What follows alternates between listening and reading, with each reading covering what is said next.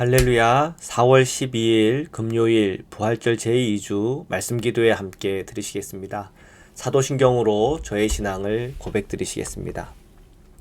전능하사 천지를 만드신 하나님 아버지를 내가 믿사오니 그 외아들 우리 주 예수 그리스도를 믿사오니 이는 성령으로 잉태하사 동정녀 마리아에게 나시고 본디오 빌라도에게 고난을 받으사 십자가에 못 박혀 죽으시고 장사한 지 사흘 만에 죽은 자 가운데서 다시 살아나시며 하늘에 오르사 전능하신 하나님 우편에 앉아 계시다가 저리로서 산 자와 죽은 자를 심판하러 오시리라.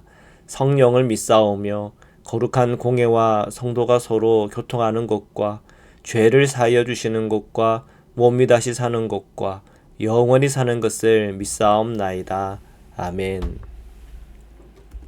거룩하신 하나님, 오늘 이 아침에 저희가 주님 앞에 나와 기도와 간구로 감사함으로 주님 앞에 섰습니다. 살아계신 예수 그리스도의 그 은혜 안에 저희가 거하게 하시고 부활하신 예수님과 동행하게 하여 주옵소서. 십자가의 능력 안에 저희 죄를 회개하고 나는 죽고 예수의 생명으로 사는 그 은혜가 있게 하소서. 오늘 저희들에게 주어진 그 말씀 함께 읽고 묵상하는 가운데 깨닫게 하시고 그 말씀 따라 성령께서 조명하시는 바 우리로 깨닫게 하시고 보여주시는 말씀대로 믿고 순종할 때 주시는 하나님의 복과 은혜를 누리게 하여 주옵소서. 거룩하신 예수 그리스도의 이름으로 기도드립니다. 아멘. 우리 요한복음 20장 19절에서 31절의 말씀 보시겠습니다. 19절부터 읽겠습니다. 이날 곧 안식 후 첫날 저녁 때에 제자들이 유대인들을 두려워하여 모인 곳에 문들을 닫았더니 예수께서 오사 가운데 서서 이르시되 너희에게 평강이 있을지어다. 이 말씀을 하시고 손과 옆구리를 보이시니 제자들이 주를 보고 기뻐하더라. 아멘. 자, 이날 곧 안식 후 첫날이라 하였습니다. 주일이죠.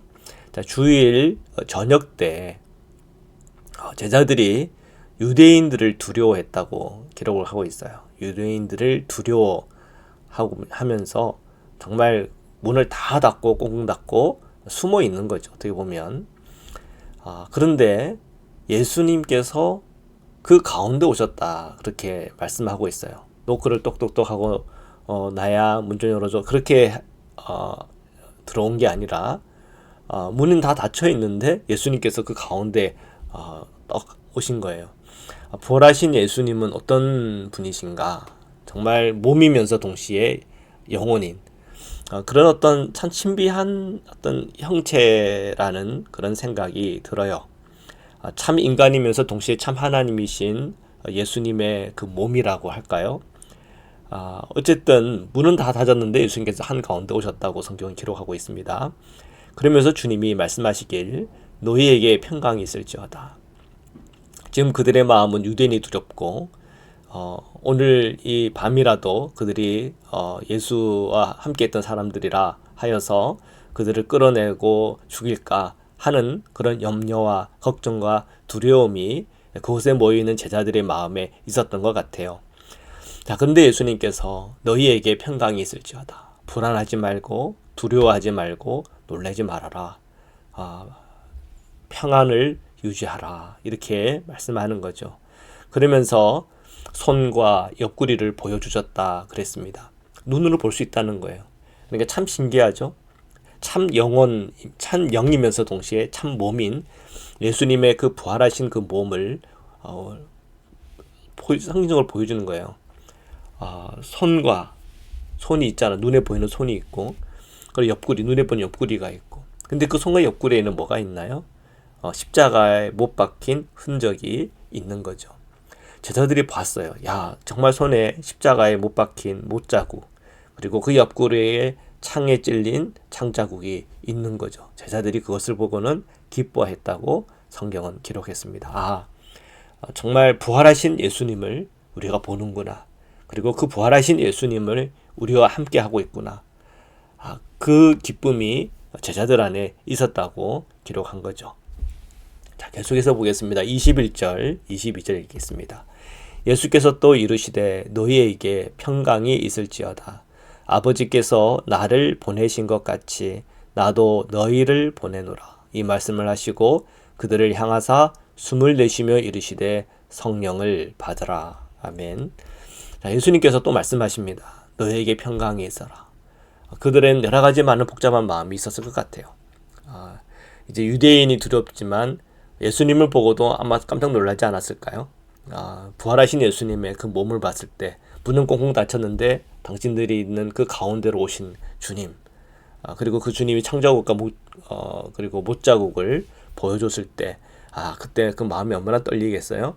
근데 예수님은 또 다시 말씀하십니다. 평강이 있을지어다. 그 마음에 두려움이나 염려나 걱정이나 근심에 사로잡히지 말고 정말 주님 안에 평안한 그런 마음을 유지하라는 거죠. 그리고 말씀하시길 아버지께서 나를 보내신 것 같이 나도 너희를 보내노라. 원래 예수님은 하나님과 동등되신 분이시요. 그리고 주님의 그 보좌 그 가운데 계시는 분이신 거죠. 그런데 자기를 비워 이 세상에 오셔서 우리를 위하여 십자가를 지시고 사흘 만에 부활하신 예수님 아닙니까? 참 하나님이신 그 분이 자기를 비워 이 땅에 오신다고 하는 것 자체가 사실은 큰 겸손이고 또 놀라운 기적이기도 하고 하나님의 사랑 그 자체이기도 합니다. 아버지께서 나를 보내신 것 같이 나도 너희를 보낸다. 우리도 그러면 어떻게 응답을 해야 되는 겁니까? 우리가 가진 것을 버리고 주님을 따르는 그런 마음이 필요하다는 거죠. 마가복음이나 마태복음에 보면은 그 제자들이 원래는 이제 제자들을 부르실 때 그들이 하는 생업이 있었어요. 그죠? 그물을 이렇게 깁기도 하고 그런데 주님께서 나를 따라오라 하니까 그 그물을 버려두기도 하고 부모를 버려두기도 하고 그러면서 주님을 쫓아온 것 아닙니까? 뭔가를 버리지 않으면 주님을 따르기 어려운 그런 어떤 원리를 생각하게 합니다. 아버지께서 나를 보내신 것 같이 나도 너희를 보내노라. 그럼 아멘하고 우리가 응답할 때는 뭔가를 버리고 주님을 따라야 하는 거죠. 내 세상 욕심, 내 자아, 내 생각, 내 방법, 내 고집들, 내가 이전에 사랑하고 내가 이전에 붙들고 있었던 그 모든 것을 다 떨쳐버리고 주님을 응답을 해야 주님의 그 보내심에 우리가 응답하여 갈 수가 있는 거 아닐까요? 자, 22절에 이 말씀을 하시고 그들을 향하사 숨을 내쉬며 이르시되 성령을 받으라. 숨을 내쉬며 한 거죠, 그죠? 하면서 성령을 받아라. 이 성령이라고 하는 것이 그 네페시, 그 히브리어는 네페시거든요. 호흡이에요. 하나님의 호흡. 그 네페시인데 그것을 성령이라 르아흐라고 하죠. 르아흐 호흡. 그 성령을 받으라고 주님은 말씀하십니다. 그 성령이 내게 임할 때 눈이 열리는 겁니다. 부활하신 예수님이 누구신지 알고 내 사명이 뭔지 알고 이 세상이 어떤 곳인지에 대하여 분명히 알게 되는 것 아닐까요? 자, 계속해서 말씀을 보겠습니다. 23절 24절 읽겠습니다. 너희가 누구의 죄든지 사하면 사하여질 것이요 누구의 죄든지 그대로 두면 그대로 있으리라 하시니라. 12제자 중에 하나로서 디두모라 불리는 도마는 예수께서 오셨을 때 함께 있지 아니한지라. 지금 2, 3절에 보면 이렇게 말씀하고 있죠. 너희가, 이 너희라고 하는 것은 거기에 모여있는 사도들입니다. 다 어떻게 보면 사도들이죠. 예수님의 제자들, 11제자들이겠죠. 너희가 누구의 죄든지 사하면 사하여질 것이요 누구의 죄든지 그대로 두면 그대로 있으리라. 그래서 이제 이 말씀을 근거로 우리가 기독교 전통 안에서 사제들은 어떤 그 사죄의 선언을 했어요. 그러니까 예배 때. 그래서 너희의 죄를 사하노라. 이것을 사제가 하는 겁니다. 너희의 죄를 사하노라. 그러면 거기에 속죄의 은혜가 임하는 거죠. 그리고 사제가 그 죄에 대해서 사죄의 선언을 하지 않으면 그냥 그대로 있는 거예요. 그래서 이런 전통이 지금 이제 캐톨릭에도 그대로 남아가지고 신부님들이 뭐 이런 사죄의 선언들을 하고 그럽니다. 근데 개신교에서는 이런 뭐 사죄의 선언 이런 거 하지 않습니다. 예수 그리스도께서 직접 우리에게 십자가를 통해서 우리에게 속죄하신 그 은혜가 있는데 예수님 보혈의 피면 충분하지. 뭐 사죄가 그래서 목회자가 죄를 용서했다 하면 용서를 받고 용서하지 않았다면은 용서를 아무나 받지 않고, 그래서 그런 것 때문에 너무 또 목회자가 교주처럼 그렇게 행사하거나 그런 것을 하나의 어떤 권력처럼 이렇게 휘두를 수 있는 그런 위험이 있기 때문에 개신교에서는 이런 사죄의 선언을 목회자가 하지 않습니다. 그러나 성경에는 이런 흔적들이 있어요. 그러니까 이런 근거를 가지고 로마 캐톨릭 같은 데는 사제들이 이런 이제 사죄의 선언을 하곤 합니다. 하여튼 여기에 이제 이런 표현들이 있어요. 누구의 죄든지 사하면 사하여질 것이요, 누구의 죄든지 그대로 두면 그대로 있으리라. 이제 이런 메시지가 있어요. 그리고 24절에 12제자 중에 하나로서 디두머라고 불리는 도마, 이 도마가 예수께서 오셨을 때 함께 있지 아니했다 그랬어요. 이 디두머라고 불리는 도마는 마침 그 자리에 있지 않았어요. 그러니까 그 방 안에는 10명의 제자들이 있었던 것 같아요. 자, 계속해서 보겠습니다. 25절 읽겠습니다. 다른 제자들이 그에게 이르되 우리가 주를 보았노라 하니 도마가 이르되 내가 그의 손에 못자국을 보며 내 손가락을 그 못자국에 넣으며 내 손을 그 옆구리에 넣어보지 않고는 믿지 아니하겠노라 하니라. 자, 다른 제자들이 그에게 말씀하셨다는 거예요. 그에게 말했다는 거예요. 도마한테 얘기한 거죠. 우리가 예수님을 봤다는 거예요. 그러니까 이 도마가 뭐라고 얘기하냐면, 아니 죽은 사람은 어떻게 봤나 그렇게 이제 생각이 드는 거죠. 분명히 십자가에서 죽으신 분인데 어떻게 그를 봤다 그러나, 내가 그의 손에 못자국을 보고 내 손가락을 그 못자국에 넣으며 내 손을 그 옆구리에 넣어보지 않고는, 그 옆구리 창이 찔린 그 옆구리죠, 내가 거기에 손가락을 넣어보지 않으면 믿지 않겠다. 이렇게 도마가 얘기를 하는 거죠. 정말 듣고 믿는다고 하는 게 참 쉬운 일 아닙니다. 다 도마와 같죠. 내 눈으로 봐야 뭔가 직성이 풀리는 것 아닙니까? 내가 체험을 해야 조금 더 믿을까? 내가 체험도 못했고 경험도 못했는데 어떻게 나보고 그냥 믿으라고 그러나? 이 세상에 얼마나 사기꾼이 많은데. 뭐 이제 이런 이제 느낌이죠. 그래서 보시겠습니다. 26절, 27절 읽겠습니다. 여드레를 지나서 제자들이 다시 집안에 있을 때에 도마도 함께 있고 문들이 닫혔는데 예수께서 오사 가운데 서서 이르시되 너희에게 평강이 있을지어다 하시고 도마에게 이르시되 내 손가락을 이리 내밀어 내 손을 보고 내 손을 내밀어 내 옆구리에 넣어보라. 그리하여 믿음 없는 자가 되지 말고 믿는 자가 되라. 자, 여드레가 지냈다 그랬습니다. 그리고 제자들이 다시 이제 모였는데 이번엔 도마도 있어요. 11제자들이 이제 그 한 공간에 모여 있었던 것 같아요. 너희에게 평강이 있을지어다. 다시 주님은 샬롬 하고 인사를 하는 겁니다. 안심하라는 거죠. 근데 그 표현들을 보면은 문들이 닫혀 있었다고 하는 그 의미는 여전히 제자들의 마음에는 두려운 거예요. 세상이 두려운 거예요. 세상으로 나가기에는 너무나 두려워서 집안의 문을 콕 잠그고 숨어 있는 거죠. 자, 거기에는 이제 그날 도마도 있는데 도마에게 예수님이 말씀하세요. 내 손가락을 이리 내밀어 내 손을 보고 내 손에 내밀어 내 옆구리를 넣어봐라.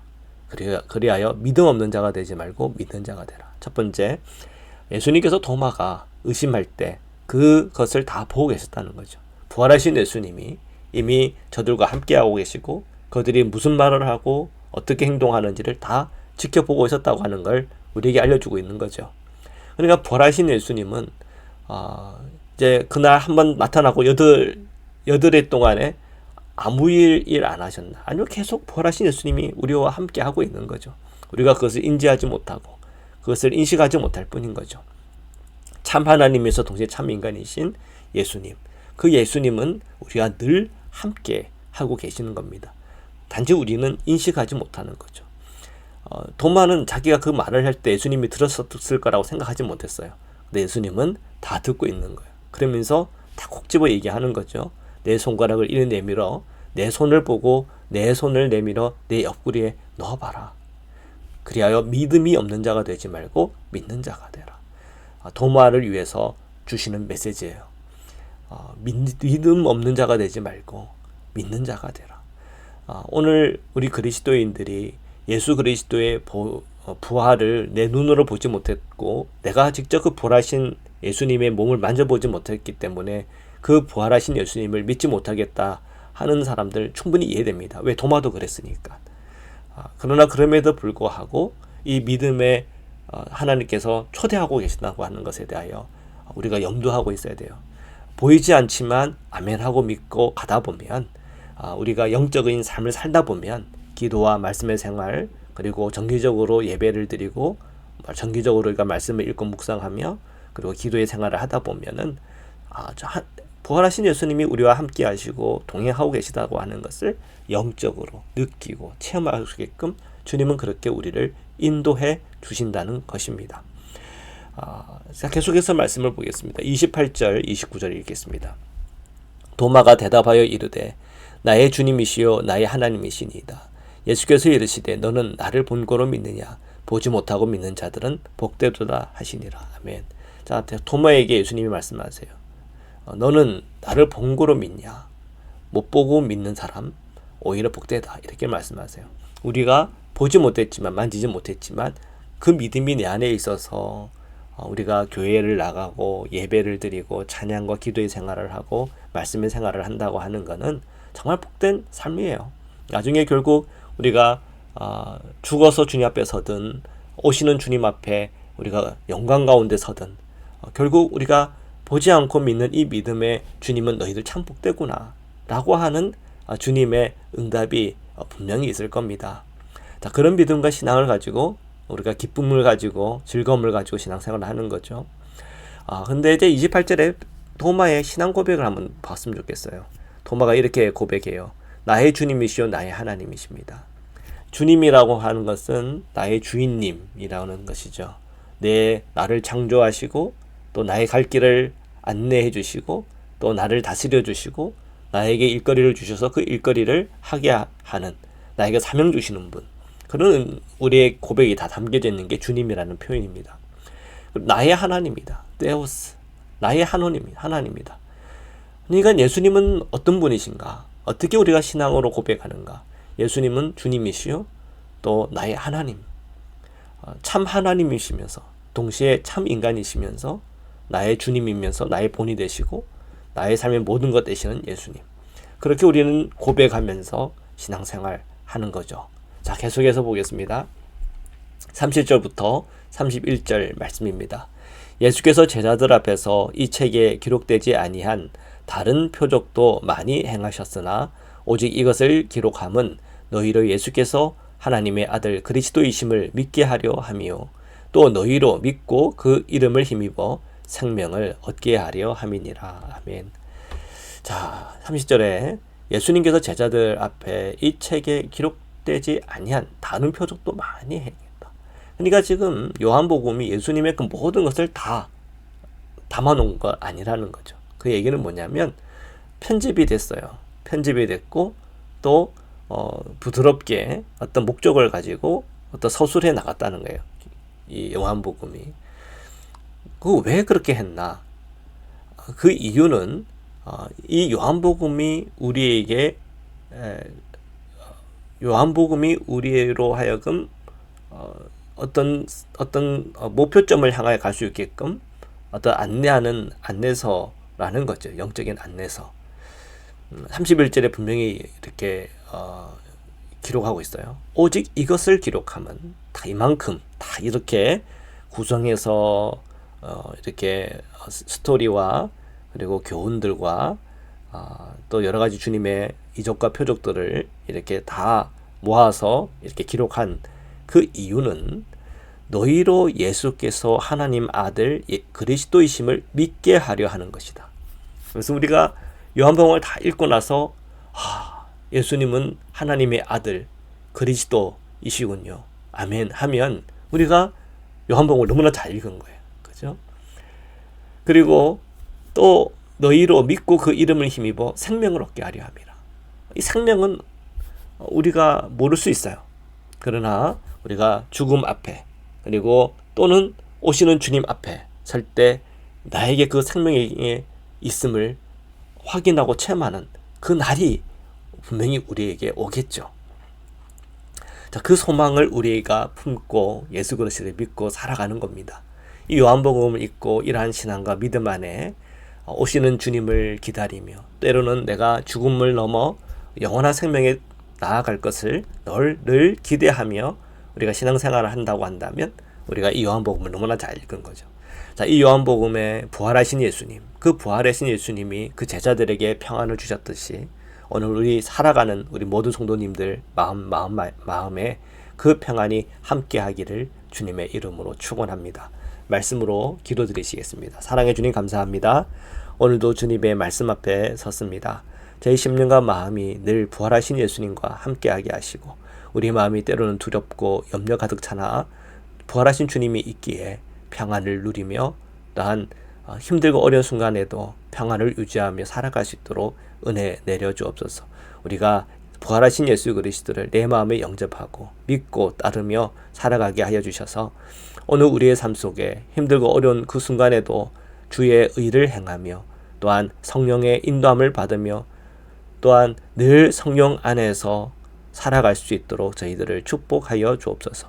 몸이 연약한 우리 성도님들 오늘도 치유와 회복으로 강건함으로 함께하여 주옵시고 오늘 자녀들을 보호하여 주옵시고 저희들의 일터와 모든 비즈니스 위에 하나님께서 주시는 복과 은혜를 누리게 하여 주옵소서.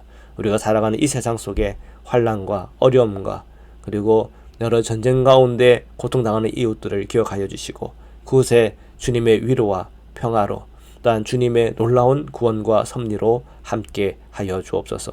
오늘도 함께 하시고 동행하시는 예수 그리스도의 이름으로 기도드립니다. 아멘. 우리 기도드리겠습니다. 하늘에 계신 우리 아버지여, 이름이 거룩히 여김을 받으시오며 나라에 임하옵시며 뜻이 하늘에서 이루어진 것 같이 땅에서도 이루어지이다. 오늘날 우리에게 일용할 양식을 주옵시고 우리가 우리에게 죄 지은 자를 사하여 준 것 같이 우리의 죄를 사하여 주옵시고 우리를 시험에 들게 하지 마옵시고 다만 악에서 구하옵소서. 나라와 권세와 영광이 아버지께 영원히 있사옵나이다. 아멘.